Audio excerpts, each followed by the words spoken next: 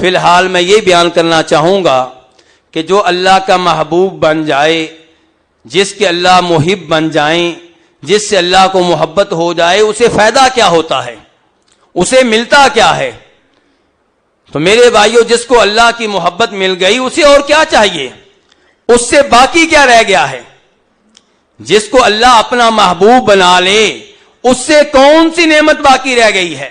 اس کو سمجھیے کہ ہر نعمت مل گئی، اس کو ہر سعادت مل گئی، اس کو ہر کامیابی مل گئی۔ اس کے بعد اور کون سی کامیابی آپ کو چاہیے کہ آپ اللہ کے محبوب بن چکے ہیں؟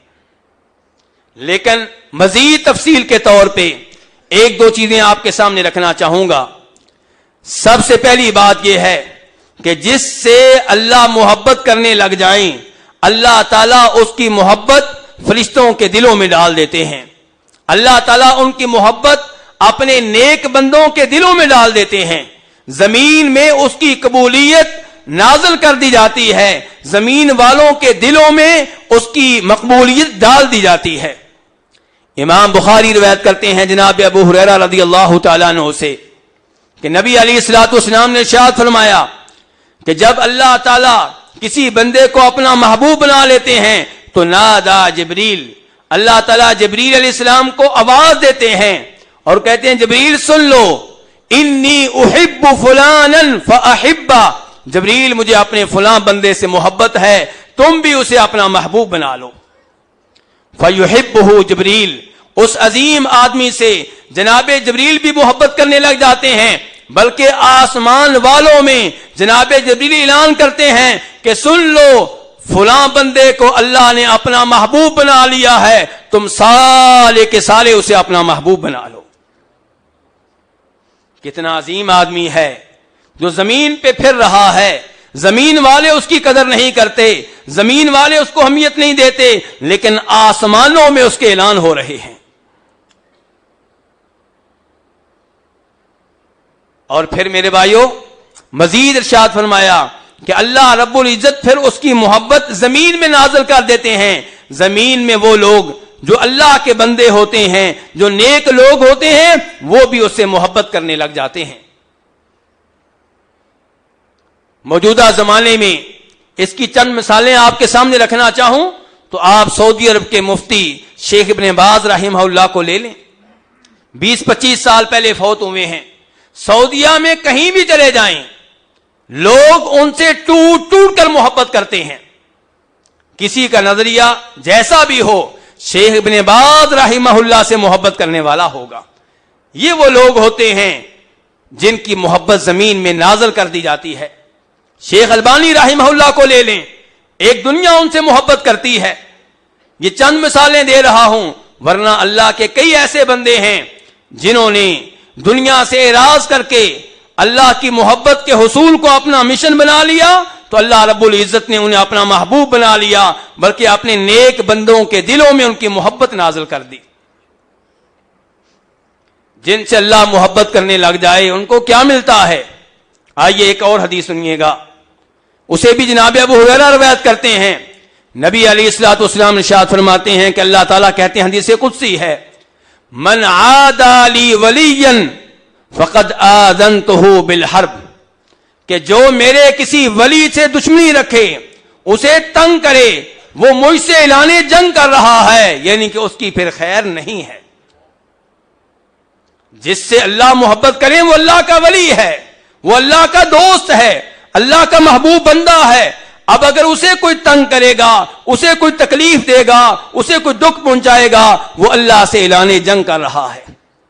یا اللہ تیرے ولی بننے کا طریقہ کیا ہے؟ تیرا محبوب بندہ بننے کا طریقہ کیا ہے؟ فرمایا وما تقرب الی عبدی بشیء احب الی مما افترضت علیہ، اگر کوئی میرا محبوب بننا چاہتا ہے تو پہلے نمبر پہ ان عبادات کا اہتمام کرے جن کو میں نے فرض قرار دیا ہے۔ ہم نے دیکھا ہوگا بہت سے لوگ پورا سال 5 وقت کی فرض نمازیں نہیں پڑھتے، لیکن رمضان میں نماز تسبیح، جمعرات کے دن نماز تسبیح اس کا بڑا شوق رہتا ہے۔ اس انداز سے آپ اللہ کی محبت نہیں پا سکتے۔ اللہ تعالیٰ کہہ رہے ہیں میرے قریب ہونے کے لیے پہلا راستہ، پہلی شرط یہ ہے کہ جو چیزیں میں نے فرض قرار دی ہیں، واجب قرار دی ہیں، انہیں اختیار کریں، ان عبادات کو بجا لائیں۔ اور اس کے بعد فرمایا وما يزال عبدي يتقرب الي بالنوافل حتى احبه، فرائض کے بعد پھر نفل عبادات کا اہتمام کریں۔ آپ نفل عبادات کا اہتمام کریں گے، آپ میرے قریب ہوتے چلے جائیں گے، میرے محبوب بنتے چلے جائیں گے۔ اور جب میں کسی کو اپنا محبوب بنا لیتا ہوں، فرمایا كنت سمعه الذي يسمع به، جو اللہ کا محبوب بندہ بن جائے پھر کیا ہوتا ہے؟